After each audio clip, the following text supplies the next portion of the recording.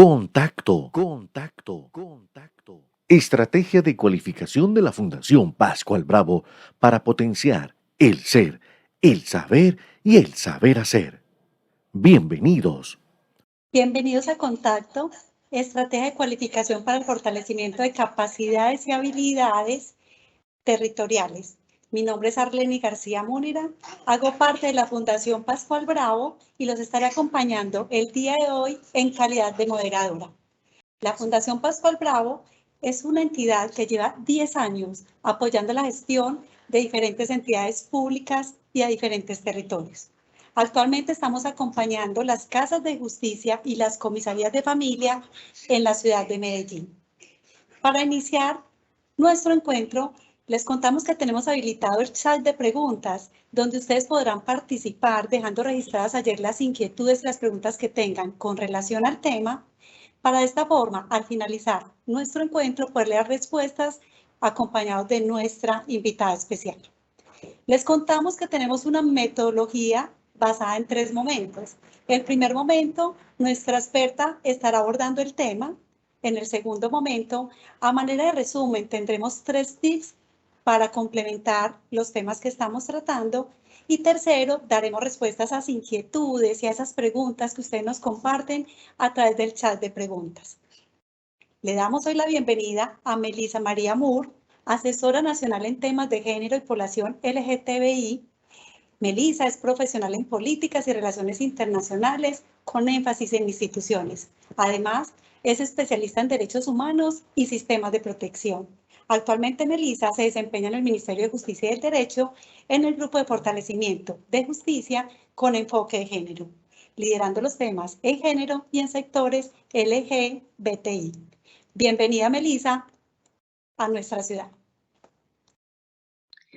¿Cómo están? Para todos y todas, un feliz día.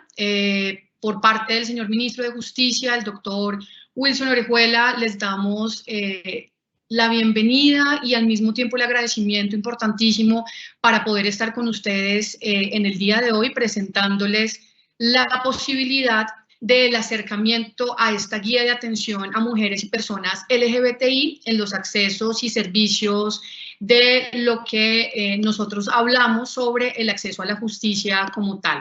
Así que desde ahora y en este momento voy a dirigir la atención de todos ustedes, de cada uno y de cada una de ustedes, para poder efectivamente comenzar nuestra sesión. Como bien lo decía Arleni, van a tener la posibilidad efectivamente ahora durante el chat de tener todas las dudas, todas las preguntas, digamos todo lo que ustedes soliciten y requieran acerca de cada una de las situaciones que a ustedes más les llame la atención, de pronto situaciones a las cuales ustedes tengan algún tipo de duda, de pregunta y demás. Sepan ustedes que independientemente de todo, ese va a ser un espacio en el cual todos y todas vamos a poder no solamente analizar contextos, sino al mismo tiempo, de pronto hay una muy buena palabra que hemos nosotros dado en estos contextos y en estos espacios, y es el de poder reaprender, pero al mismo tiempo desde esta posibilidad y este desarrollo a estos espacios, también vamos a tener una ardua tarea que les voy a dejar para todos y para todas, y es el de poder, dentro de nuestro autorreconocimiento, poder efectivamente reconocer a las personas y al mismo tiempo todo el tema de nuestro entorno. Así que nada, para todos y todas, bienvenidos y bienvenidas, y de parte también, como les digo, propia y del ministerio, pues muchas gracias por la invitación. Entonces, nada, comentarles que básicamente lo que nosotros estamos haciendo, no solamente desde el punto de vista del tema de género, de enfoque de orientaciones sexuales e identidades de género diversas, venimos haciendo digamos, una adecuación a estas herramientas, a la virtualidad que en este momento y hace 2 años atrás tenemos la posibilidad de estar entre todas estas situaciones. Y algo que de pronto para ustedes y para todos y todas les voy a ir dejando a lo largo del espacio algunas preguntas, algunas, digámoslo, posibilidades de frases o posibilidades de algo que nosotros podamos pensarnos más adelante y poder de pronto, si el tiempo nos apremia, efectivamente analizarlas y asimismo hablarlas al finalizar la exposición o este desarrollo. Indiscutiblemente, como les digo, aquí lo que nos va a servir el día de hoy, no ser expertos y expertas en la información. Sepan ustedes que nosotros como seres humanos todos los días y a cada hora, cada minuto, cada segundo tenemos un conocimiento que vamos adquiriendo con las gestiones que realizamos durante, digámoslo, los espacios laborales o los espacios en lo que está, digamos, todo este tema enfocado en ello. Entonces, pues básicamente, esta guía lo que nos va a dar la posibilidad es que se pueda prestar para todo lo que tiene que ver con fortalecer la justicia. Fíjense en algo muy importante que también lo decía Arleni en mi presentación. Yo estoy desde el grupo de fortalecimiento a la justicia y fíjense que no solamente tenemos que fortalecer a la justicia, sino al mismo tiempo hay algo importante y es el fortalecimiento propio para desde allí poder fortalecer también las capacidades que tienen el individuo y las personas con enfoques diferenciales que obviamente en cualquier aspecto nos aportan esta posibilidad también de estar conectados desde un enfoque integral, desde un enfoque de garantía, protección y defensa de derechos, pues la posibilidad efectiva desde el respeto, desde la empatía, desde la idoneidad y demás. Entonces, algo muy importante también que les quería comentar es, entonces, como les decía, una de estas posibilidades de nuestra misión, o si ustedes bien lo quieren, de los objetivos que nosotros nos hemos propuesto, no solo como cartera ministerial del sector justicia, tampoco como el tema de Estado, sino es, como les digo yo, la misión que tenemos como seres humanos, es la de poder garantizar y tener la posibilidad de que cada persona pueda contar con oportunidades a la hora de, en alguna instancia, tener la posibilidad de acercarse a, por ejemplo, el tema del acceso a la justicia, acercarse, por ejemplo, al tema del acceso a salud. Digamos que todos estos derechos fundamentales que tenemos todos y todas, por simplemente ser, como de pronto en algún momento yo lo señalo, ciudadanos y ciudadanas del mundo, eso nos va a permitir efectivamente garantizar la posibilidad de que las personas contemos con esas posibilidades. ¿Cuál es el objetivo puntual de la guía de atención a mujeres y población LGBTI como herramienta principal? Fíjense que nosotros desde el Ministerio de Justicia y del Derecho tenemos una página que más adelante, como les digo yo, si el tiempo nos apremia, sería importantísimo podérselas presentar, si no, la voy a dejar obviamente más adelante en el chat para que ustedes puedan involucrarse mucho con ella. Importantísimo, ¿por qué? Porque desde ahí nosotros tenemos unas herramientas que hemos construido y estos van dirigidos no solamente a esa cadena de servicio de lo que es el acceso a la justicia, pero también es importante que estas herramientas que nosotros tenemos en esta construcción, pues efectivamente la misma ciudadanía la pueda reconocer, la pueda tener dentro de, digamos, los aparatos celulares, sus tablets o, por ejemplo, en alguna instancia donde sea necesaria, tener este tema de atención y esas herramientas a la mano. ¿Qué nos vamos a brindar hoy para el día como tal de esta sesión?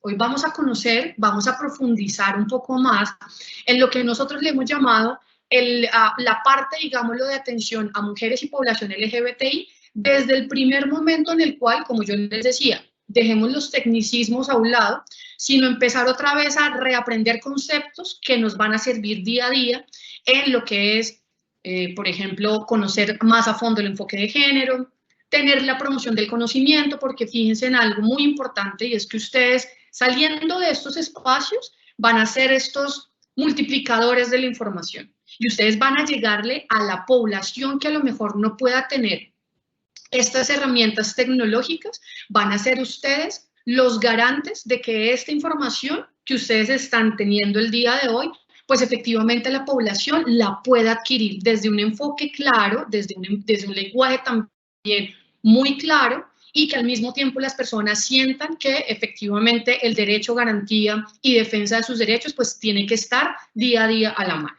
Así que nada, como les decía yo, mientras la sesión les voy a dejar de pronto cositas varias para que empecemos a analizarnos, a pensarnos, a repensarnos. Y hay una pregunta importantísima, como ustedes de pronto la pueden ver y espero la puedan ver, es ¿quiénes somos? Porque recuerden algo importantísimo también que les decía, y yo les voy a repetir esta palabra de la importancia del día a día de nosotros y de nosotras, y es pensarnos quiénes somos. Ahí tenemos una primera situación importante como seres humanos, y es autorreconocernos. Y entonces tengan en cuenta esta pregunta: ¿qué significa para ustedes, mujeres que nos están acompañando el día de hoy, ser mujer? ¿No? ¿Qué nos significa? Y lo mismo, pensémonos eso hacia los hombres, ¿no? ¿Qué significa para mí ser hombre? Y no lo pensemos básicamente en pros y en contras, porque siempre vamos a caer en esos errores. Piénsenlo bien, que a veces caemos en errores muy pequeños en decir, no, es que nosotras como mujeres somos el sexo débil. No, es que nosotros los hombres somos, porque eso es lo que nos han naturalizado, ¿sí? Eso es lo que siempre nos han naturalizado, y es el decir, las mujeres son el sexo débil, los hombres son quienes, ¿no? Y fíjense cómo desde allí empezamos con un tema de roles, de estereotipos de género, de cómo la persona no puede realmente desarrollar sus proyectos de vida porque desconoce realmente hasta dónde es capaz de llegar. Miren que a veces también desconocemos, y yo sé que en algún momento me podrán decir, oye, Melissa, qué pregunta tan interesante, porque yo no me la hago. Y nunca nos la hacemos, porque ¿saben qué es lo más fácil para nosotros como seres humanos? Hablar desde nosotros, de la otra persona. Pero no podemos realmente hablar e interiorizar de quiénes realmente somos nosotros. Entonces, ahí les dejo una pregunta que yo sé que más adelante, vuelvo y les digo, si nos apremia el tiempo, vamos a poderla discutir. De esta pregunta va a empezar este conocimiento y este autorreconocimiento de todos y todas, ¿va? Entonces, cuando nosotros hablamos de un tema importante que es el enfoque de interseccionalidad, y vamos a empezar con él, nosotros siempre decimos que el enfoque de interseccionalidad va muy de la mano a saber, ¿no? A poder garantizar o analizar la perspectiva que nos va a permitir conocer la presencia de más características dentro de una persona, ¿sí? Aquí es donde nosotros hablamos en algunos instantes sobre el enfoque diferencial.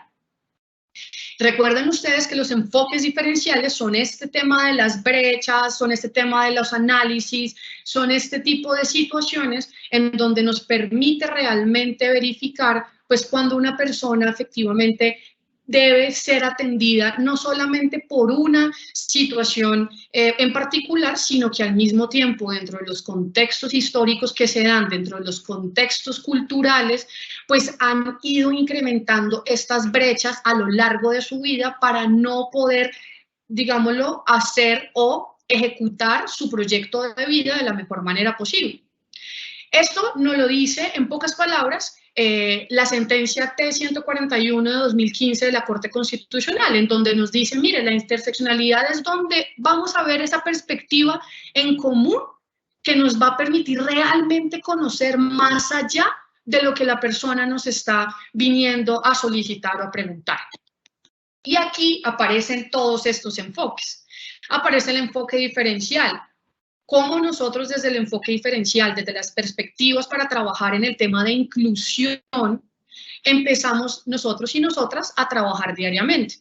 Entonces nosotros decimos que desde el enfoque diferencial aparece esta pequeña sombrilla, que yo la llamo una sombrilla, donde la sombrilla mía va a ser el enfoque diferencial, y cada uno de estos palitos que tienen a esta sombrilla, pues cada uno de estos palitos efectivamente va a tener los diferentes enfoques.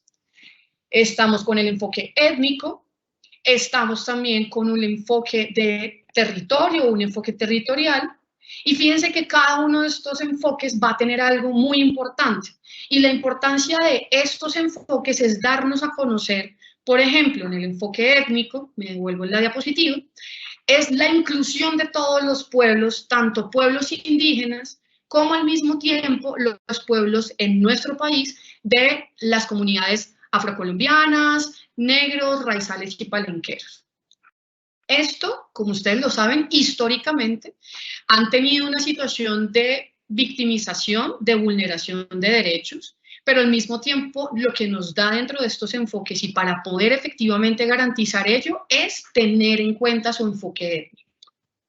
Por otro lado, el enfoque territorial lo que nos va a brindar son, oiga, vamos a hablar estructuralmente y hablemoslo, digámoslo, desde un ámbito muy importante, son las variables tanto demográficas, climáticas, geográficas, cosmogónicas y económicas que realmente nos va a tener la posibilidad de que este desarrollo tanto económico, social, cultural, pues efectivamente lo veamos, porque no es lo mismo, y fíjense ustedes, no es lo mismo una persona que se encuentre en Bogotá, que se encuentre, digamos, en las ciudades capitales, a una persona que realice su proyecto de vida digamos, en algunas otras instancias, ¿sí? Entonces, por ejemplo, digámoslo que en esta situación, lo que tenemos en alguna instancia son características a las cuales no tenemos algún momento una idea puntual, ¿cierto? No tenemos una idea puntual, porque siempre cuando nosotros y nosotras vamos a hacer una atención, cuando nosotras y nosotras queremos garantizar efectivamente que la atención se dé, pues lo que nos vamos a ir es a que obviamente vamos a estar en ese sentido en el cual solamente vamos a llegar y vamos a atender lo primero que sabemos, ¿no? Y perdónenme ser así como tan abierta con ustedes, pero nos da miedo de experimentar y de poder realmente saber o aprender algunas otras situaciones. Entonces, en estos casos tenemos también que dar una situación a la cual efectivamente nosotros podamos brindarle esta respuesta de una manera muy positiva y es por intermedio del conocimiento de estos enfoques diferenciales. Más adelante, como les digo yo, van a tener ustedes la posibilidad de preguntar, de insistir, digamos, en algunas dudas o simplemente reflejar ello, porque de esto se va a tratar, digamos, lo importante de la humanización del servicio, de la humanización de la atención, para cuando nosotros y nosotras, pues efectivamente tengamos que ver, digamos, a la otra persona y tengamos que atender a la siguiente persona. Vamos con el enfoque etario. Entonces, singularmente, como les digo, venimos de un enfoque diferencial, pero este enfoque diferencial nos lleva a un enfoque étnico, nos lleva a un mismo enfoque territorial, nos lleva también a un enfoque etario. ¿Por qué es importante el enfoque etario? Fíjense que nosotros tenemos leyes y a nivel mundial hay leyes en donde les dictan a los estados, a la misma sociedad, y es garantizar desde la posibilidad del nacimiento hasta donde la persona muere, la posibilidad de que cada uno de estos años se puedan disfrutar, pero al mismo tiempo, lo más importante de ello, la persona goce con defensa, garantía y protección de sus derechos. Entonces, fíjense en la imagen. Venimos desde niños y niñas, vamos creciendo, vamos haciendo y desarrollando nuestro proyecto de vida y al mismo tiempo el Estado nos va a garantizar, el Estado nos va a dar no solamente esa inclusión, sino al mismo tiempo la posibilidad de la garantía de nuestros derechos y con ellos ese mismo goce de lo que nosotros llamamos el goce de los derechos. Entonces, fíjense que otro enfoque etario importantísimo en él es ese. Y por último, un enfoque de discapacidad. Importante también, ¿por qué? Porque también en algunas instancias nos da temor y nos da pavor en algunas atenciones no saber desde el mínimo vital, por ejemplo, y es personas en situación de discapacidad física que no puedan por lo menos atravesar una calle. Personas que con alguna situación de discapacidad física o móvil no puedan ni siquiera ingresar a las instalaciones de donde nosotros les vamos a brindar la atención, porque fíjense que no tienen rampas de acceso. Y eso también nos da la posibilidad que dentro del enfoque diferencial nosotros atendamos a estas personas. Entonces, fíjense cómo la importancia de lo que es el tema de los enfoques diferenciales para poder también acercarnos y abarcar el tema con total dominio y total importancia de lo que nosotros llamamos y se ha desarrollado el tema de la interseccionalidad. Con esto vamos a entrar, y ya dejando atrás el tema de los enfoques, vamos a entrar a lo que es conceptos de sexo y género, ¿sí? ¿Qué es lo importante también de esto? Y perdónenme si en algún momento corro, pero quiero es que tengamos muy claros los conceptos para luego realmente ingresar a lo que, digamos, es importante y es el conocimiento que vamos a tener todos y todas.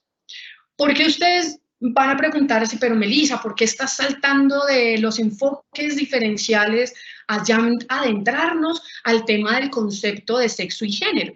Y pues fíjense que cuando les hablé sobre la interseccionalidad al principio, algo muy importante es el desconocimiento de algunas situaciones. Y una de ellas, dentro de los mismos enfoques o dentro de la parte diversa que tenemos como seres humanos, porque vuelvo y les repito, nosotros no somos iguales.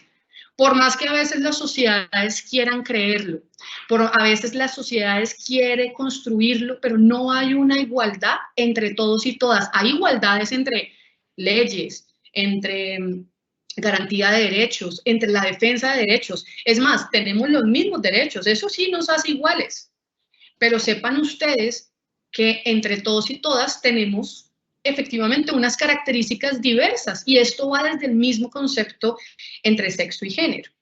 ¿Y por qué es importante saber este primer acercamiento entre sexo y género?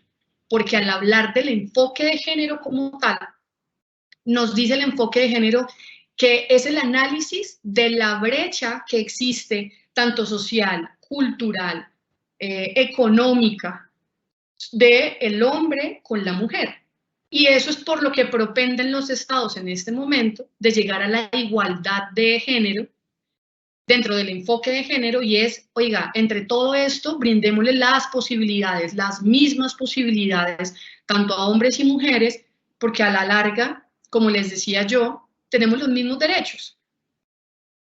Entonces, fíjense ahí cómo es de importante tener dentro de nuestro léxico, de nuestro conocimiento, dos conceptos básicos que también son importantes. ¿Por qué hablamos uno del concepto de sexo y cuándo lo hablamos?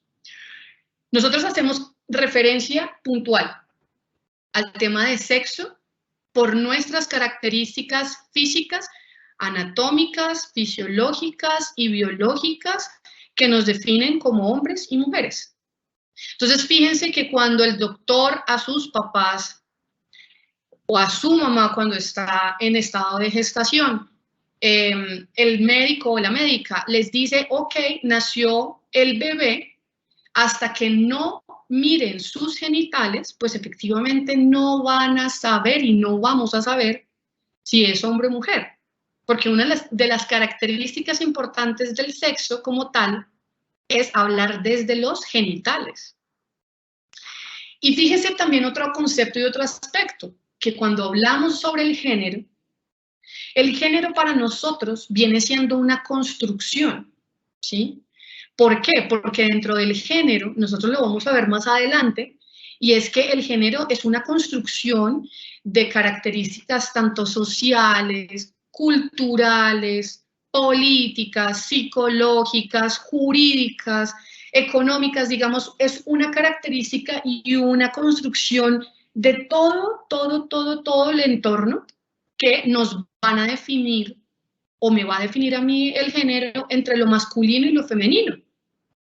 ¿Sí? Entonces, fíjense ahí estos conceptos tan grandes, pero al mismo tiempo tan diversos, que fíjense que hasta los dos conceptos que nosotros en alguna instancia pensábamos que se, digamos, estipulaban como iguales, fíjense cómo pierde un poco ese, o empieza a ganar ese espacio y las características van efectivamente a ampliarse para poder comprender situaciones puntuales en lo que respecta, por ejemplo, a las orientaciones sexuales, en lo que respecta, por ejemplo, a las identidades de género diversas, en lo que respecta, por ejemplo, a cuando nos hablan de los estereotipos de género o simplemente reconocer cuando hablamos nosotros y nosotras de estos roles de género que en algunas instancias tendrían que cortar con toda esta naturalización de la posibilidad de ser pues, personas y seres humanos como tal.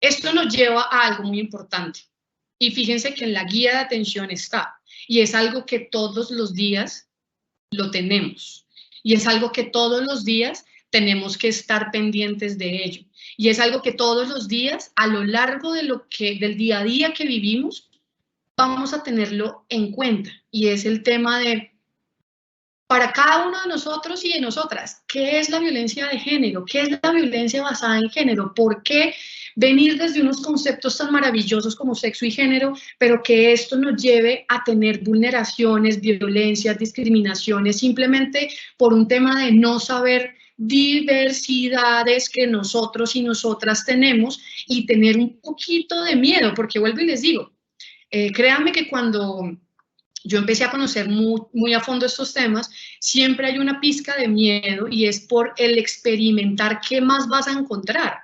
A veces, claro, nosotros nos dicen y nos llegan con situaciones, por ejemplo, del tema de la reproducción, ¿no? Tanto de la mujer y el hombre. Entonces llega un momento en el que uno se sonroja porque pues no sabe uno hasta dónde va a conocer la situación. Entonces, fíjense que el conocer la violencia como tal o el conocer la posibilidad de el enfoque y las violencias nos da también la posibilidad de prevenir, ¿sí? Y fíjense, o sea, el enfoque de género, y discúlpenme, la violencia basada en género es eso. Es una violencia que ejercemos por el simple hecho de no reconocernos, por el simple hecho de decir yo soy más fuerte que tú y yo tengo más derechos que tú, porque tú literalmente tienes un enfoque diferencial que no es igual al mío. Y desde ahí empezamos. O fíjense solamente en los discursos, en nuestras familias, en los entornos sociales, y es el más fuerte le da gana al más débil. Y ahí es donde empiezan todo este tipo de situaciones. Y aquí les traigo, por ejemplo, también algo que podemos tener muy en cuenta a la hora de prevenir, pero también a la hora de empezar a reconocer, y es el violentómetro. En acciones que yo les voy a mostrar, van a tener el color rojo, por ejemplo, ¿sí? Oigan, nos toca buscar ayuda urgente, porque es algo que ya nos tiene en una situación de violencia, en la cual es una violencia que ya nos va a de pronto llegar hasta el ámbito más negativo, que es encontrar la muerte. ¿Y por qué? ¿Por qué yo debería estar matando a otra persona para que esta persona pues sepa que yo realmente sí tengo la fortaleza suficiente?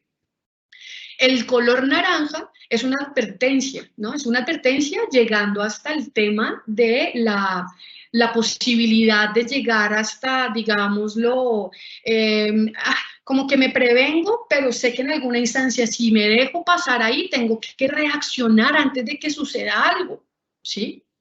Y entonces, fíjense que les hago aquí una pregunta, y es, por ejemplo, a nosotros nos ha parecido de pronto chiste y natural el tema de las caricias agresivas, ¿no? O los empujones, ¿no? O el janolazo, o el insultarnos. A veces eso es muy común, el tema, sí, de utilizar, digamos, insultos para hablarnos y para expresarnos y demás.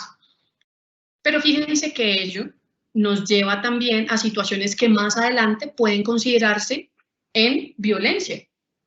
Porque hay una persona que no le pueda gustar que usted venga y me ofenda, y pues la persona le va a decir, bueno, no, a mí me hace el favor y me respeta, y si yo no quiero respetarlo, entonces venga y nos vamos a los golpes y terminamos en una situación de toma y dame, ¿no? Entonces fíjense que también hay un tema de reacción, es importante.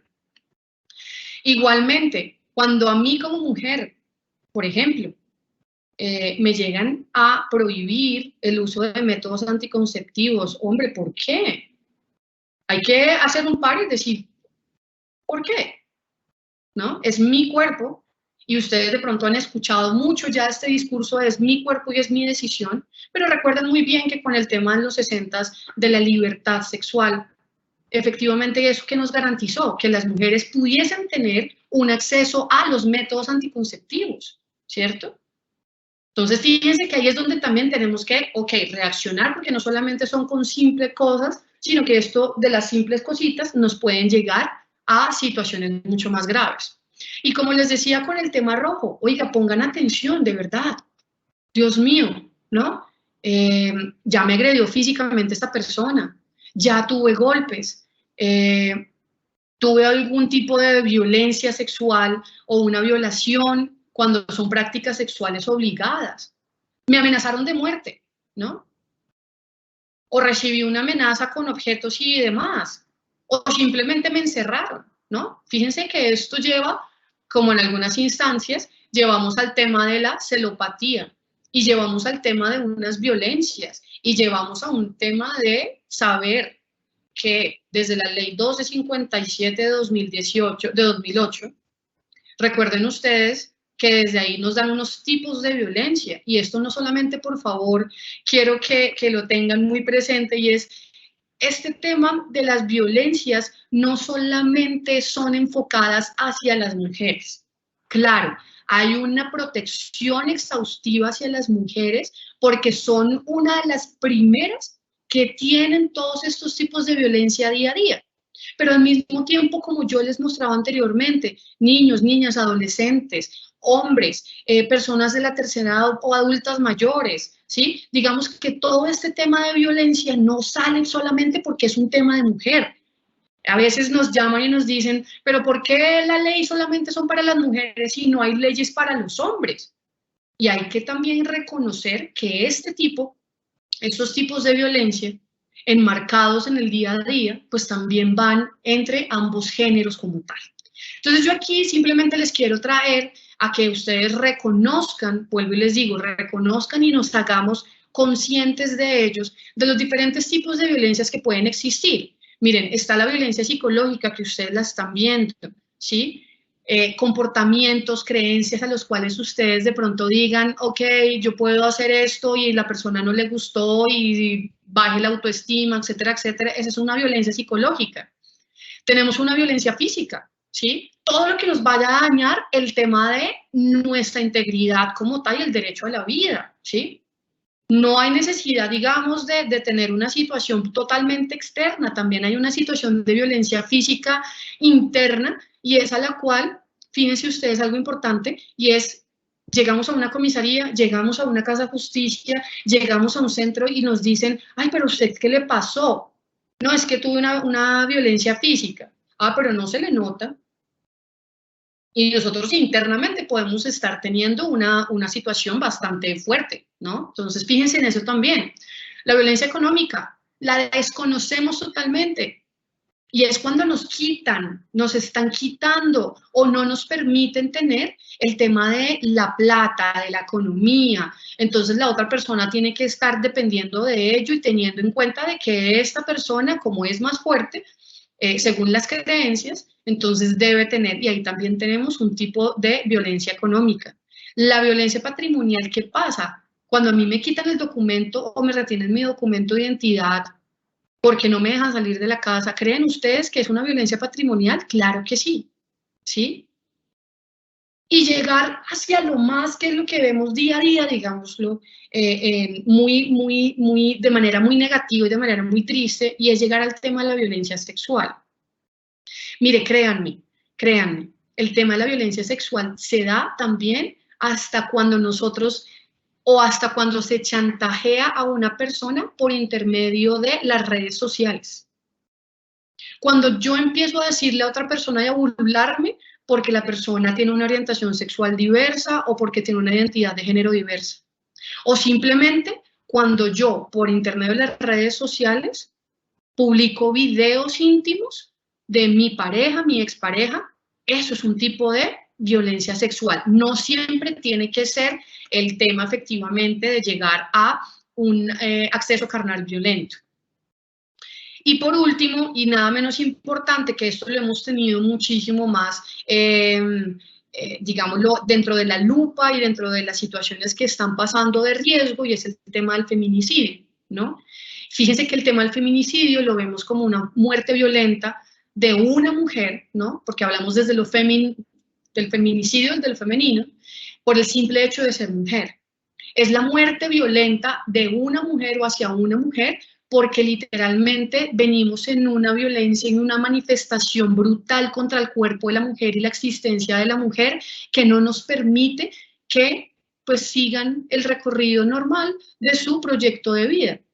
Entonces, fíjense ustedes que ahí en ese tema del feminicidio, pues hemos tenido que afrontar varias situaciones, porque cuando no hemos prestado atención a los tipos de violencia y ya llegamos a naturalizar que el feminicidio es la última consecuencia para prestar atención, ahí es en donde tenemos que también hacer un par importante. Entonces, por favor, tengan presente, reflexionemos. Todos los que yo les acabo de mostrar, tanto en el violentómetro como en los indicadores que les acabo de decir, vulneran los derechos humanos de cada persona. Así que es importantísimo para nosotros y para nosotras actuar, pero al mismo tiempo tener la conciencia de qué podemos llegar a hacer, ¿no? Para el beneficio de los demás. Y al mismo tiempo, yo se los pongo acá en la presentación, pero es importantísimo la responsabilidad que adquiere el gobierno de no solamente llegar hasta estos puntos de informar, sino al mismo tiempo las atenciones inmediatas que en materia, como les decía yo, de derechos fundamentales, por ejemplo, el acceso a la justicia, el acceso a la salud, pues efectivamente tengan para que estas situaciones no se vuelvan otra vez a presentar. Y nada, les creo que ya para ir finalizando la presentación, quiero darles, digamos, a conocer también que dentro de nuestra guía de implementación hablamos desde un ámbito primario de lo que es el tema de enfoque de género. Ahora quiero hablarles ya desde un ámbito cuando empezamos el tema de personas LGBTI o personas de los sectores sociales LGBTI, y es algo importantísimo. Esto lo he sacado de El Rojo al Púrpura. Es un colectivo que nos dice, oiga, con nuestra galleta de jengibre, pues vamos efectivamente a conocer sobre temas de orientación sexual, cuando hablamos de identidad de género, cuando hablamos de las expresiones de género. Y fíjense también importantísimo es porque en nuestro muñequito que ustedes ven en la pantalla, sabemos desde dónde y la interacción que nuestro mismo cuerpo tiene, ¿no? Nuestra interacción del mismo cuerpo a la reacción de cuando yo construyo mi identidad, a la reacción de cuando mi sentimiento se va hacia la atracción hacia las demás personas de mi entorno, cuando la expresión de todo mi cuerpo como tal me da la posibilidad de expresar mi género a partir también del reconocimiento de los conceptos que les dije anteriormente, sexo y género. Entonces, sigamos con este tema sobre un poco de apertura a la sexualidad y un poco a la situación de diversidad que tenemos cada uno y cada una.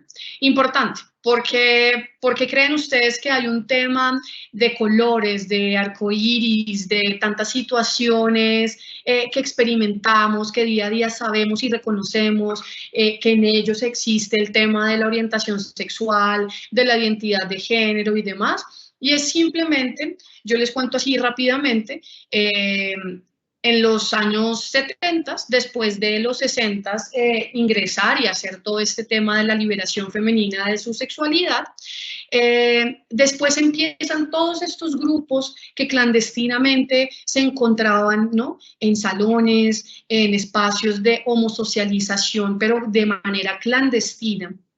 Empezaron a decir, listo, nosotros también somos personas, pero pues claro, las leyes no nos permiten. La OMS, la Organización Mundial de la Salud, desde hacía, digamos, unos tiempos atrás, antes del 91, dictamina que las personas LGBT en ese momento eran personas enfermas mentales. ¿Por qué? Porque no se tenía un conocimiento idóneo de qué eran las personas y qué era la situación que vivían las personas LGBTI a lo largo de sus vidas. Entonces, digamos que simultáneamente empieza a tener la situación caracterizada en decir, somos personas normales. No somos esas personas que dicen que somos personas anormales, no. Simplemente tenemos una atracción diferente o tenemos una atracción hacia las otras personas tal cual como las tenemos cada uno. Entonces, fíjense hasta dónde va la diversidad. Por eso les digo, aquí la diversidad no solamente es sexual, nosotros tenemos una diversidad magnífica de entre lo étnico, lo social y demás, pero aquí hay algo muy importante. Y miren, léanlo si quieren 3 veces, 4 veces, no sé, cuántas veces quieran, léanlo. Y es decir, la heterosexualidad es un tipo de orientación sexual. ¿Por qué? Porque cuando yo hablo de orientación sexual, yo estoy hablando de la capacidad que yo tengo o de que tiene la persona en sentir la capacidad que yo tengo de una atracción físico, erótica, emocional hacia la otra persona. Pero ¿qué pasa aquí? Obviamente, como les digo yo, la heterosexualidad es una orientación sexual. Porque yo como mujer, ¿cierto? Siento una profunda atracción emocional, física, afectiva, psicológica, sexual por el hombre. Y al contrario, el hombre va a tener una atracción físico, emocional y demás hacia la mujer. Eso nos hace en el tema de la heterosexualidad. Y es un tipo de orientación sexual. Ahora, vamos con la homosexualidad. Y en la homosexualidad, ¿qué nos va a decir? ¿Qué es lo único que va a cambiar en ello? Porque el mismo sentimiento, la misma profundidad de la atracción, la misma emocionalidad, la misma afectividad, la misma emoción sexual que se siente por la persona, va a ser hacia la persona del mismo sexo. Y ahí es cuando, pues, tenemos dentro de la sexualidad, de la homosexualidad, 2 factores importantes. Uno, los hombres gays, ¿sí? Que ahí vamos, empiecen ustedes mientras tanto mentalmente a ir viendo ese acrónimo LGBTI, cada una de las palabras, cada una de las letras, ¿qué significa? Entonces, hombres gays, atracción por la persona, ¿cierto? Por otro hombre. Las mujeres lesbianas, ¿qué van a sentir? La misma atracción, pero las van a sentir por las mujeres, ¿cierto? Eso es lo único. Van a sentir la misma atracción erótica, sexual y demás, que tienen las personas heterosexuales, sino que las van a tener hacia personas del mismo sexo. ¿Listo? Ahora, ¿qué pasa? Entramos a las personas bisexuales. ¿Qué es lo que va a pasar con las personas bisexuales? Oigan, van a sentir la misma emoción, la misma atracción sexual, erótica, romántica y demás, tanto por hombres como por mujeres. ¿Listo? Eso va a ser el tema de las personas bisexuales, pero también les voy a presentar el tema de las personas pansexuales. Y la persona pansexual, ¿qué me va a decir a mí? Es una persona que viene desde la bisexualidad, pero que esta persona pansexual se va a simplemente a caracterizar porque va a tener una atracción erótico-sexual romántica y demás hacia individuos de todo el espectro. No importa su género y no importa su sexo. Y algo también importantísimo para todos y todas, la sexualidad existe y también es un tipo de orientación sexual. Es decir, una persona asexual es una persona que no quiere o que no siente atracción sexual ni erótica por otra persona. Disfruta, claro que sí, de una situación de noviazgo, pero nunca van a llegar al tema de la persona normal, digámoslo en el sentido que nos gusta o que les gusta el tema sexual, sino que va a ser una persona que no va a sentir absolutamente nada desde la parte sexual hacia las demás personas. En esto se calcula, ¿no? Digámoslo, esto es con una tasa, digamos, desde el 2019, que de toda la población empieza a haber un 1% de la población que se considera o se autorreconoce como asexual. Entonces, fíjense que ahí hay. Las personas demisexuales, bueno, es una atracción donde simplemente yo tengo un vínculo emocional con la persona y desde allí voy a empezar a construir mi relación. Entonces, ustedes también me dirán ahorita, y por favor, hagan las preguntas que ustedes quieran. Pero yo sé que una de las preguntas que a veces dice es, Melissa, pero ¿por qué tantos conceptos, ¿no? Dentro de una situación de las orientaciones sexuales o las identidades de género? ¿Por qué empezamos a ver tantos conceptos? ¿Por qué no nos quedamos en lo que uno conoce como los hombres o las personas homosexuales, las personas bisexuales? Eso no es lo mismo. Y fíjense que, como les digo, el tema de las personas LGBTI nace como un movimiento social. Y fíjense que a lo largo de los años, este movimiento social prende ¿a qué? A ir evolucionando. Y mientras que el ser humano va teniendo, digamos, diversas acciones e interacciones, pues van saliendo estos nuevos conceptos y estos nuevos tipos de orientaciones sexuales. ¿Listo?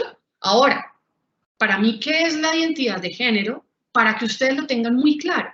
La identidad de género es una vivencia interna, puede ser una vivencia también individual de mi género. Es la construcción que yo voy a tener del género a través de, pueden ser procedimientos médicos, a través de, yo puedo efectivamente reasignar mi sexo de acuerdo a mi proyecto de vida y de la construcción que yo haga sobre mi género. Pero lo importante de ello es sentirme bien conmigo mismo o conmigo misma, o en dados casos, conmigo misma, ¿no? Y ya lo vamos a ver más adelante, cuando empezamos a hablar, digamos, de esos pronombres neutros. Importantísimo, ¿qué es una persona transgenerista? Y aquí les traigo en foto a Brigitte Baptiste, primera persona rectora de una universidad, una persona transgenerista. Y la persona transgenerista es una persona que ha tenido, digamos, variantes en su identidad de género, ha construido su identidad de género, pero tiene, digamos, una inconformidad con el tema de su carácter en lo que respecta al género. Esta persona lo único que no hace, lo único que no realiza es la reasignación sexual. Por eso se le llama persona transgenerista. Aquí vemos diversas personajes y personalidades que a lo largo del tiempo han podido hacerlo.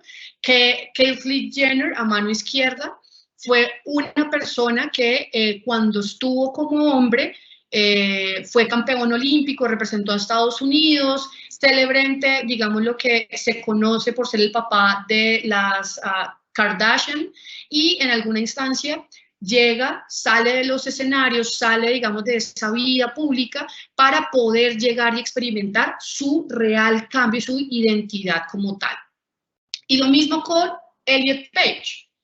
Ella era, ¿no? Digamos, vuelvo y les digo, ella era una mujer a mano izquierda, también una actriz de Hollywood bastante importante en todo este tema de películas y, bueno, toda esta parte de Hollywood, y también define que, pues, básicamente es un hombre, ¿no? Que toda su vida ha sido todo este tema de su hombre caracterizado y demás, y define efectivamente realizar y empezar con su tránsito. Entonces, fíjense que estas son personas que día a día podemos convivir, ¿no? Con estas personas, que día a día podemos realmente estar con personas trans, que al ver uno dice, oiga, no, pero fíjense que también lo importante es la esencia como tal del ser humano. El transexualismo. El transexualismo, miren, fíjense, del transgenerismo al transexualismo hay una delgada línea. ¿Y cuál va a ser? El transexual hace la reasignación sexual. Si se somete por una intervención médica, hormonal, quirúrgica, hace ese cambio, esa reasignación sexual. Entonces, fíjense que la primera persona, yo sé que ustedes han visto esta película, y si no, por favor, véanla, porque retrata muy bien lo que se vivió durante esta época, y es La chica danesa. La chica danesa nos pinta a un Copenhague más o menos de los años 40, los años 30, en donde la vida de un pintor, ¿no? Que ustedes lo ven ahí en pantalla, Einar Mogens, decide empezar a experimentar dentro de su propio ser y su reconocimiento el por qué no sacar lo que en algún momento consideró que era su parte femenina, hasta tal punto que se vuelve como Lili Elbe, su esposa acompaña en ese tránsito y muere en la primera posibilidad que ha tenido el ser humano de hacer una reasignación sexual. ¿Por qué? Porque para ese entonces pues, no teníamos medicamentos avanzados, no teníamos, digamos, unas situaciones de salud de la mejor manera y Lili muere después de hacerle el segundo procedimiento quirúrgico debido a una infección, ¿no? Ven a una modelo, también pueden buscarle. Ella empieza primero como modelo andrógina, es decir, como modelo que puede estar tanto en pasarelas masculinas como en pasarelas femeninas, y al final decide efectivamente realizar todo lo que tiene que ver con su cambio o reasignación sexual. Ahora es Andreja Pejic, y ven a mano derecha un soldado estadounidense que hace su reasignación sexual en 1952 después de la guerra y se convierte en una de las celebridades de esa época más importantes sin conocer que era una persona transexual, Christine Jorgensen, ¿no? Entonces, fíjense cómo esta situación de la posibilidad que tenemos todos y todas de construir nuestras identidades de género, pues es una posibilidad bastante importante entre todos y todas. Y finalizamos del acrónimo con la I de los intersexuales, de la intersexualidad, del intersexualismo. Anteriormente se llamaba todo el tema del hermafroditismo, es decir, que las personas nacían, y fíjense un poquito el tabú y el morbo, ¿no? ¡Ay, no, esa persona tiene los dos sexos! ¡Dios mío, cómo así! ¿Pero qué le pasa? ¡Dios santo, que esta persona es loca! No, esta persona es anormal. No, esta persona, Dios mío, ¿no? Y todo el mundo, ¿no? Y, ay, ¿qué? Y fíjense que es una condición normal, ¿no? Es una condición que simplemente, claro, se van a tener las características tanto femeninas como masculinas, pero al mismo tiempo las personas viven y hacen su proyecto de vida de acuerdo también a lo que consideran, pues van a seguir desarrollándose de aquí en adelante. Para con ello, vamos a pasar a una teoría que es importantísima con la Q. Aquí no lo hemos visto. Oigan, en Colombia todavía el término, y yo se los traigo, pero en Colombia todavía, en decreto 762, si ustedes quieren consultarlo, decreto 762 de 2018, que es la política pública LGBTI, fíjense que les dije hasta la I, solo llega hasta la I. No tenemos la Q, ni la A, ni el más, porque no hemos, digámoslo, experimentado la posibilidad de realmente implementar de la mejor manera esa política pública. Entonces, todavía nosotros y nosotras, desde lo cultural, tenemos una situación bastante imposible, y es que todavía tenemos discriminación por orientación sexual. Todavía matamos a las personas por tener orientaciones sexuales e identidades de género diversas. Entonces, imagínense donde pongamos la teoría queer en Bogotá, en Colombia, en Medellín. Creo que hasta ahí nos llega el reconocer al resto de las personas, porque le cambiamos el chip de manera, digámoslo, como exhaustiva a la sociedad, y todavía no tenemos ese salto tan importante como en otros países. Pero no más, lo único que quiero decirles con la Q es que hablamos del término de la teoría queer, y esta teoría simplemente va a rechazar el clasificar a las personas, ¿sí? Esta teoría va a decir, no, mire, yo no me voy a, o sea, yo soy una persona queer, pero entonces yo no, pues a mí no me interesa encasillarme en una situación, o sea, déjenme vivir la vida como yo quiera vivirla, pero pues no me voy a encasillar, ¿no? Entonces eso es lo importante a la hora de abastecernos y saber y reconocer un poquito el tema de la Q. Y bueno, nada, de ahí para adelante también les quería decir, eso sí lo hemos estado viendo mucho, ya de hecho en Medellín, hace ya más de un mes, vino o hay una persona que en su, digamos, cédula de ciudadanía ya aparece con la T, la posibilidad de T de trans, ¿no? De reconocer una persona trans, pero también hay la posibilidad de conocer o reconocer a estas personas de género no binario, ¿no? ¿Y por qué hablamos de no binarios? Porque son las personas que no van a estar encasilladas dentro de lo masculino o del hombre y dentro de lo femenino, que es la mujer, ¿no? Entonces van a decir, simplemente yo voy a adquirir características particulares de cada uno de los dos géneros, pero no me voy a encasillar con uno. Y ahí son las personas que vamos a mirar el tema de el género no fluido, el género fluido, perdón, el género no binario, y aparece algo importantísimo que yo también quiero dejarles a ustedes supremamente claro, ¿no? Lo que es el género fluido, el no binarismo, y digamos también la parte de las personas trans, dentro de todo este tránsito, ¿cierto? Dentro de todo este tránsito que se hace, fíjense algo también bastante importante y es llegar al tema de los pronombres, ¿sí? Los pronombres son importantes porque a veces la gente tiende a tener esta idea de pronto un poco errónea y decir, ah, no, es que ahora todos vamos a hablar con el E, ¿no? Entonces, todes, compañere, la juece, el presidente no, porque ese sí es genérico, digamos, no sé, el panadere, el pixere, ¿no? O sea, entonces todo el mundo dice, no, y mira, Melissa, se acaban de tirar el lenguaje del castellano. Es que ni la RAE va a decir que eso es así. Y fíjense que yo aquí les traigo el tema de los pronombres porque es importantísimo señalarles y hacerles caer en la cuenta y dejar que esto lo tengan ustedes en su día a día y que los pronombres como ella, él y ella se van a utilizar cuando en nuestros espacios tenemos y reconocemos a una persona con identidad de género diversa, con género con género fluido o con una persona no binaria.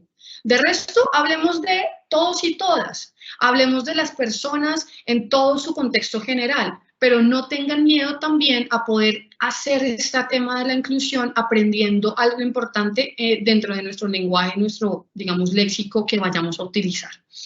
Así que, como les decía, el sexo, el género, la identidad de género y la orientación de una persona no la van a determinar ustedes por el aspecto físico.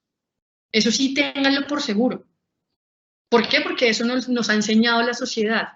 Eso es el estereotipo de género, ¿no? Que si tú ves a una persona con pantalón y no la ves con falda, es de pronto marimacha o es arepera, ¿no? Si tú ves de pronto a un hombre maquillado, de una vez decimos, uy, ese hombre es gay, ¿no? Entonces, fíjense que el aspecto no va a determinar, el aspecto físico como tal, no nos va a determinar ni el sexo, ni el género, ni la identidad de género, ni la orientación sexual de una persona. Y al mismo tiempo, recuerden ustedes, todos y todas somos merecedores de un trato de igualdad, dignidad y respeto, ¿va? Entonces, esto me da para decirles a ustedes, y discúlpenme si de pronto eso se ve muy pequeño, pero lo más importante es darles el mensaje de la humanización en la atención. Y fíjense una palabra que resalté y es humanización, ¿no? Tenemos la debida diligencia, es decir, sentémonos con todas las ganas del mundo a tener la atención establecida y reglamentaria para las personas, brindemos todo lo mejor de nosotros y nosotras para garantizar una muy buena atención, porque desde allí se desprende el trato digno, de allí se va a desprender una escucha activa, importante. ¿Y por qué va a ser importante la escucha activa? Porque en el momento en el que nosotros y nosotras tengamos que dar traslado a alguna entidad, si nosotros tenemos una escucha activa, hacemos un maravilloso traslado y no van a revictimizar a la persona. Pero donde nosotros estemos, y les voy a hacer aquí de pronto así mirando al horizonte, pensando que ya mañana es viernes, y que me voy a ver con mi novia, que me voy a arreglar las uñas, y la persona mientras tanto, no, y entonces imagínense que tengo esto, la amenaza, y si yo no le puse atención, ¿qué va a pasar? ¿No? Pregúntense en eso. ¿Será que yo realmente voy a poder que la persona puntualmente esté haciendo las cosas? ¿O voy a revictimizar a la persona la próxima vez que vaya a cualquier ente a la situación, ¿no? A que sea atendida. Busquen una flexibilización del servicio, ¿no? Porque recuerden que hay personas que trabajan en cuidados del hogar, como tutores, tutoras, y necesitan unos espacios acordes también para que puedan tener la posibilidad de ir por ustedes a que pues obviamente los brinden las posibilidades de la idoneidad. Y lo más importante también de todo ello es la posibilidad de la idoneidad del servicio, el respeto, al mismo tiempo las garantías de la defensa, y eso sí, importantísimo que ustedes sepan realmente sobre qué hablan, ¿no? Para garantizar este aspecto. Les dejo con algo importante también para finalizar y les regalo esta frase de Tales de Mileto, en donde, como les digo, creo que les decía al principio, la cosa más fácil que tiene el ser humano es de poder hablar no de uno mismo, sino de hablar de los demás. Y tengan ustedes realmente la posibilidad de poder autorreconocerse y reconocer a los demás para así brindar las garantías que cada quien merecen y son necesarias. Muchísimas gracias. Melissa, muchísimas gracias por esta intervención, la cual nos permitirá no solamente fortalecer la gestión que hacemos pública, sino también trasladarlo a nuestros hogares, a nuestras familias y también como ciudadanos para empezar a incorporar estos temas y mejorar el relacionamiento entre nosotros. Melissa, antes de continuar con 3 ítems que queremos a manera de resumen, les queremos recordar a los asistentes que a través del chat de preguntas les hemos enviado un link en el cual ustedes podrán ingresar sus datos para recibir el certificado de participación y además servirá como plataforma de evaluación del encuentro para mejorar la calidad de este y seguir continuando con estos espacios que nos permiten cualificarnos y que sean un intercambio de saberes. Bueno, Melissa, te vamos a hacer 3 preguntas a manera de resumen. La primera es, ¿cuál consideras tú que son los servicios que más demandan las mujeres y la población LGBTI en el marco del acceso a la justicia? ¿Y cuál es el acompañamiento desde la función que nosotros realizamos que podemos hacer a esas demandas que ellos presentan? Sí, listo. Nada, les decía, son 2 preguntas importantes, Arleni. Creo que esa va en una sola, pero pues la podemos responder obviamente punto por punto. Uno de ellos, siento que el tema del acceso a la justicia para mujeres y población LGBTI viene enmarcada en, como les decía yo, la posibilidad de información, la posibilidad de orientación, al mismo tiempo la posibilidad que pues cada uno, tanto las mujeres como las personas LGBTI, pues puedan ser poseedoras de una parte legal, ¿no? Es decir, de una atención legal, jurídica. ¿Por qué? Porque es importante esto. Fíjense que a veces, como les digo yo, desconocemos muchos factores, desconocemos muchas situaciones que diariamente se presentan y al mismo tiempo el tema de la imposibilidad que se tiene de llegar a todos y cada uno de los municipios, de tener las herramientas idóneas, etcétera, etcétera, eso también determina que las personas pues efectivamente tengan y posean esta característica importante de la atención. Entonces yo considero que las comisarías de familia, las casas de justicia, las mismas alcaldías, gobernaciones, digamos, todo este grupo importante de acceso, no solamente a la justicia y demás, sirve para que las mujeres y la población LGBTI pues se sientan, como te digo yo, dentro de esta posibilidad máxima de garante y de protección de sus derechos.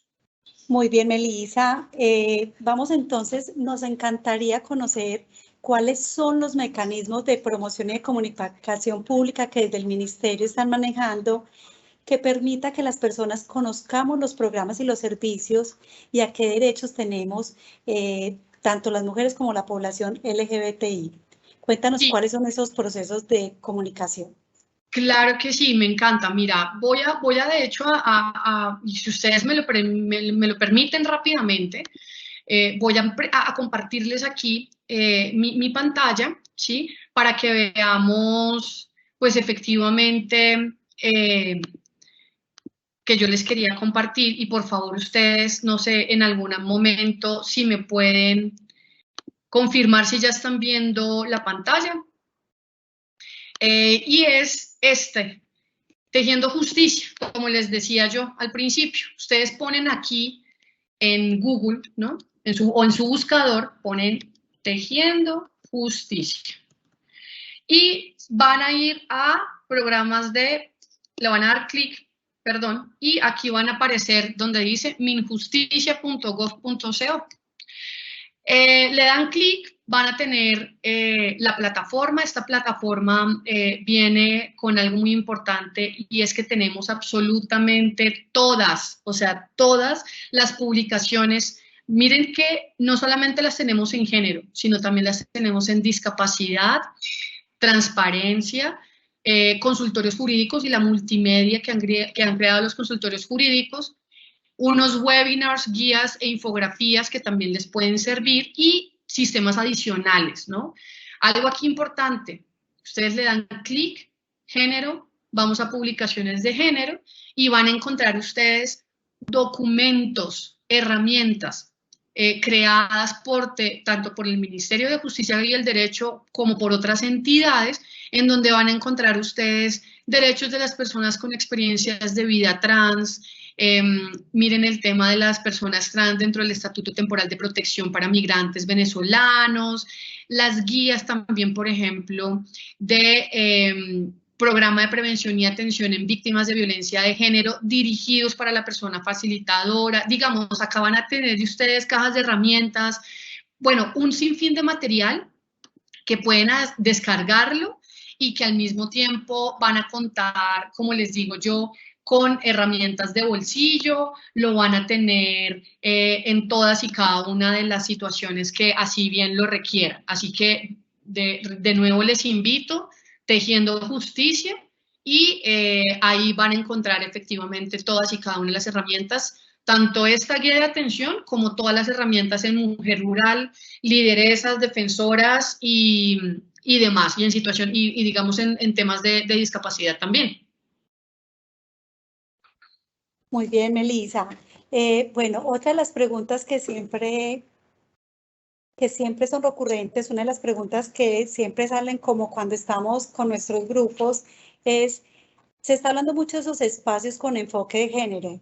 ¿Cómo podemos disponer de esos espacios en nuestros territorios y cuál sería la promoción que tenemos que hacerle? Bueno, Arleni, yo siento que el tema de la atención para el enfoque de género y para los diversos enfoques, es decir, no lo hablemos desde los enfoques, sino la atención de la ciudadanía, la podemos brindar desde cualquier espacio, ¿sí?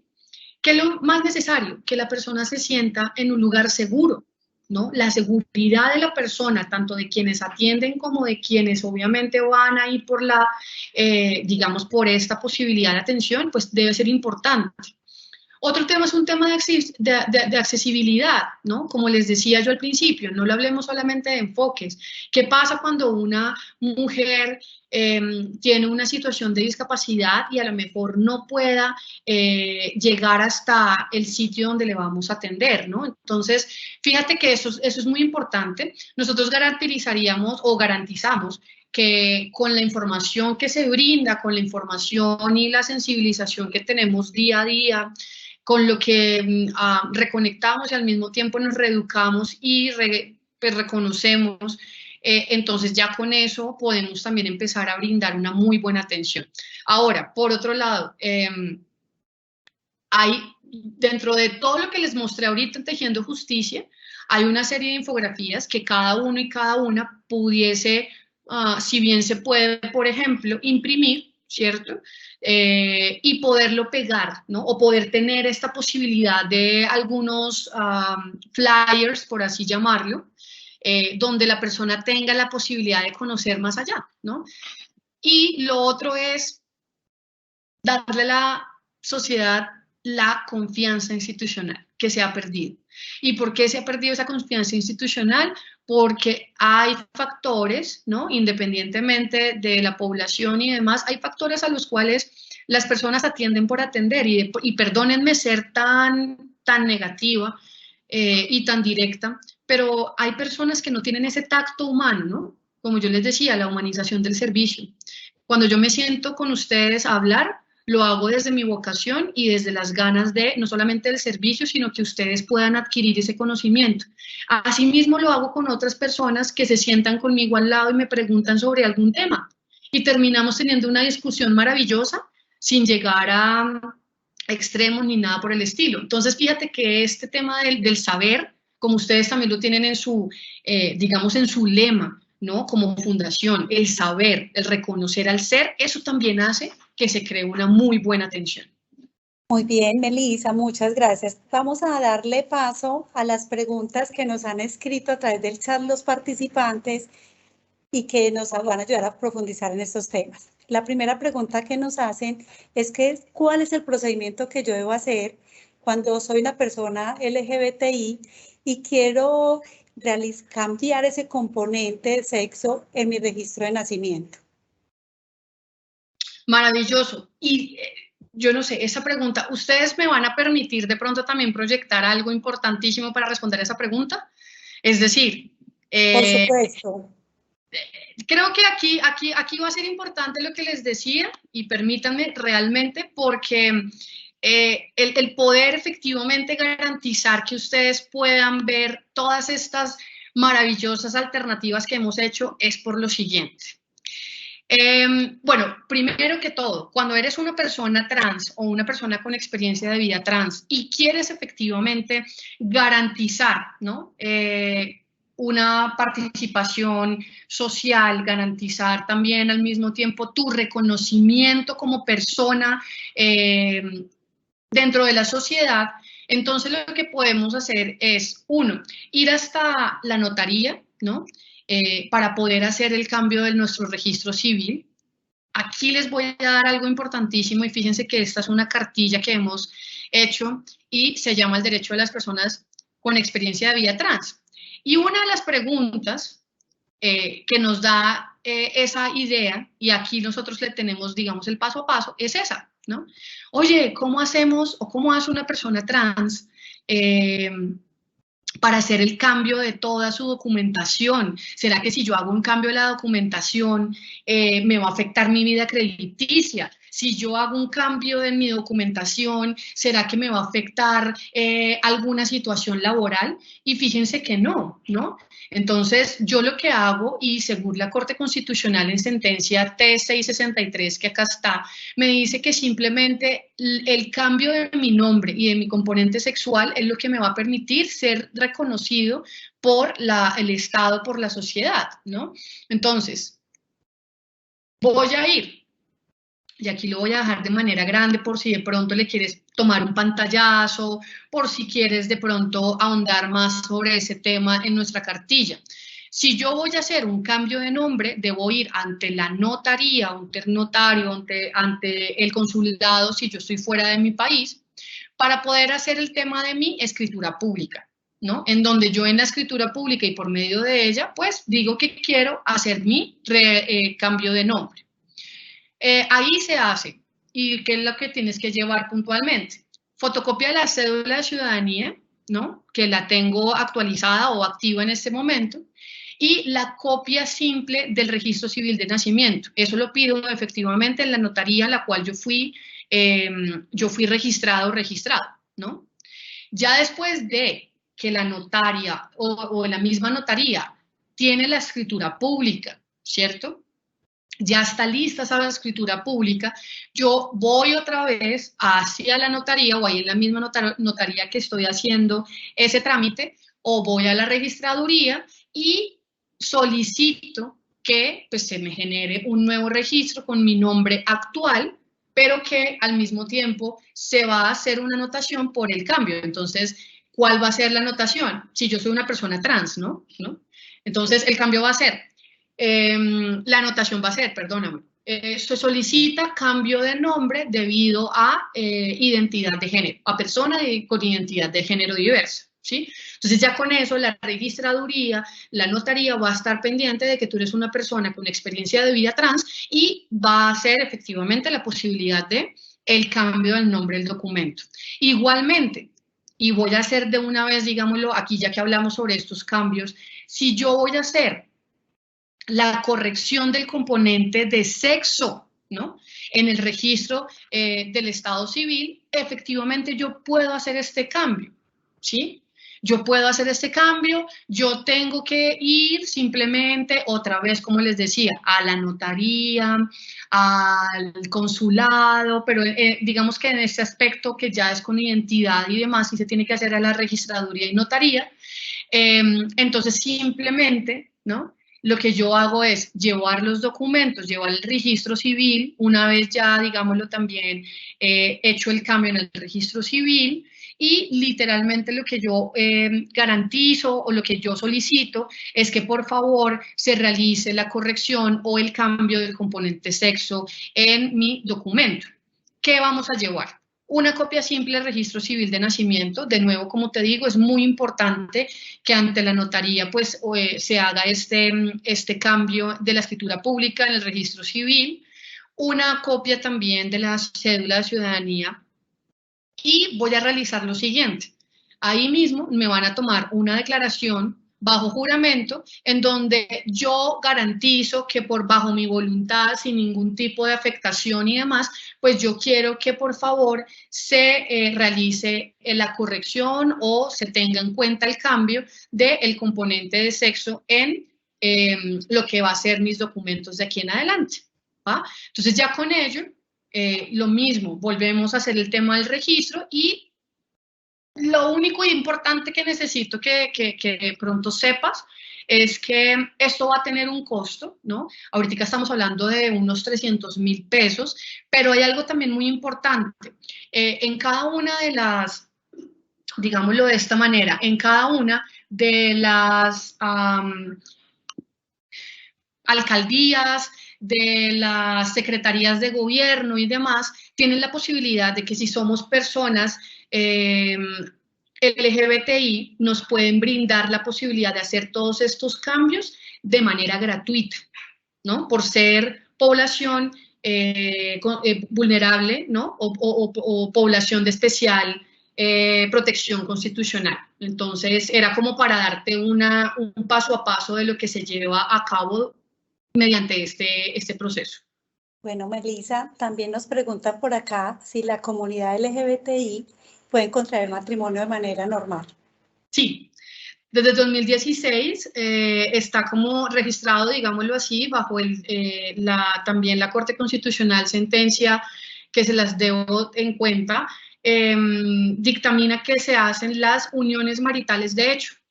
Esas uniones maritales de hecho se pueden dar en notarías, en juzgados, ¿no? No hay ningún tipo de afectación por ser personas del mismo sexo, por ser personas con identidades de género diversas. Pueden obviamente tener la parte de su unión marital de hecho y importantísimo que quedan bajo este llamado a que se rectifique y se clarifique que puede llegar a ser un matrimonio, ¿cierto? O una unión marital de hecho. Lo único es que no se puede por intermedio de la iglesia, ¿no? Digamos, la parte de la religión no lo permite, pero sí lo puedes hacer en cualquier notaría y juzgado, o también, si así lo deseas, de una manera simbólica, que también a lo largo pues, se celebran estas uniones. Muy bien, Melissa. También para finalizar, nos preguntan cuáles son los sectores del Estado que participan en esa ruta de atención a las violencias con relación a la población LGBTI. Bueno, importante también pregunta. Encabezamos con el Ministerio del Interior, como les decía yo, es el ente rector de la política pública LGBTI nacional, decreto 762 de 2018. Tiene obviamente, digamos, como la tarea de implementar esta política pública, que realmente esta política pública vaya en pro de la satisfacción de todos y todas, ¿no? Independientemente de su orientación sexual o su identidad de género. Al mismo tiempo, la Fiscalía tiene también ya una dirección puntual sobre lo que concierne a violencias sobre población LGBTI. Igualmente, como ustedes se dieron cuenta, la cartera justicia, digamos, cada una de los entes y de las diversas instituciones por parte del Estado tiene la garantía de poder llegar a profundizar y al mismo tiempo proteger los derechos de las personas LGBTI. Fíjate también que, por ejemplo, en la ciudad de Medellín, cada uno de los gobiernos, ¿no?, municipales, locales y demás, empiezan a establecer un primer acercamiento que es lo que nosotros llamamos la hoja de ruta. Y esta hoja de ruta son básicamente todos y cada uno de lo que se va a llevar a cabo durante esos 4 años, y ahí también tienes una garantía innumerable para tu defensa y protección de derechos en cada una de las entidades estatales. Entonces, como te digo, el mismo Estado como tal, como ente rector, tiene a disposición para las personas LGBTI la asistencia, garantía y protección de sus derechos por parte de cada una de las entidades, tanto estatales, público y privadas que hayan en el Estado. Muchas gracias, Melissa. No sé si de pronto quieras darle una recomendación o un consejo a nuestros compañeros de las casas de justicia y las comisarías de nuestra ciudad para que hagan mejor su acompañamiento a las comunidades. Bien, yo diría que más que una, digamos, es una invitación, más que una recomendación. Primero que todo, cuenten con el Ministerio de Justicia, desde el Grupo de Fortalecimiento a la Justicia con enfoque de género, para poder acercarnos en lo que ustedes soliciten. Yo también, no sé si tenga la posibilidad aquí por el chat o si ustedes directamente tienen mi número de celular, tienen mi correo electrónico, entonces sería buenísimo que en dado caso que ustedes quisieran puntualmente otra asistencia técnica, que podamos estar con ustedes en territorio, pues cuenten con nosotros. Y otra de las situaciones importantes y la invitación es que no tengan miedo de, como les decía al principio, redescubrir nuevas situaciones, ¿no? De poder efectivamente, como les decía y en la primera pregunta que les hice, entre nuestro reconocimiento como personas y como seres, poder efectivamente reconocer al resto. Y fíjense que la última invitación, creo que a esto, pero es la que más nos va a llevar a buenos menesteres, es eso, es poder efectivamente garantizar que la información sea sabida y sea, pues, tenida en cuenta para todos y todas, y eso realmente van a ver que entre cambios muy pequeños siempre se llevan a cabo amplios cambios. Así que simplemente me quedo con estas 3 invitaciones, Arleni, y de nuevo darles a ustedes las gracias por este espacio tan importante para todos y para todas. Muchas gracias, Melissa, por este tema que sin duda nos tocará seguirle trabajando, y por eso vamos a tener durante todo este mes una agenda programada. Esperamos que nuestros asistentes estén muy pendientes de conectarse a los próximos encuentros que tenemos. El próximo es el 19 de mayo y el que sigue el 26 de mayo en este mismo horario, donde les estará llegando la invitación. También queremos recordarles que tanto la presentación que hemos compartido el día de hoy, que nuestra experta nos ha brindado, va a estar en nuestra página de la Fundación Pascual Bravo, al igual que los links y los documentos de promoción y como estrategia de comunicación que ella nos ha brindado para que podamos compartirla y trabajarlas con nuestras comunidades. Nuevamente, desde la Fundación Pascual Bravo agradecemos a todos ustedes por su participación en este primer encuentro. Queremos y esperamos contar con ustedes en los próximos. Además, necesitamos y requerimos que ustedes se pongan en contacto con nosotros a través de ese formulario que les hemos dejado en el chat de preguntas. Primero, para que pueda llegarles el documento de participación por haber asistido al evento, y segundo, para poder evaluar este encuentro y seguir teniendo en cuenta sus recomendaciones. Gracias y nos vemos en un próximo encuentro. Fundación Pascual Bravo. Transformamos desde el ser para trascender en el hacer.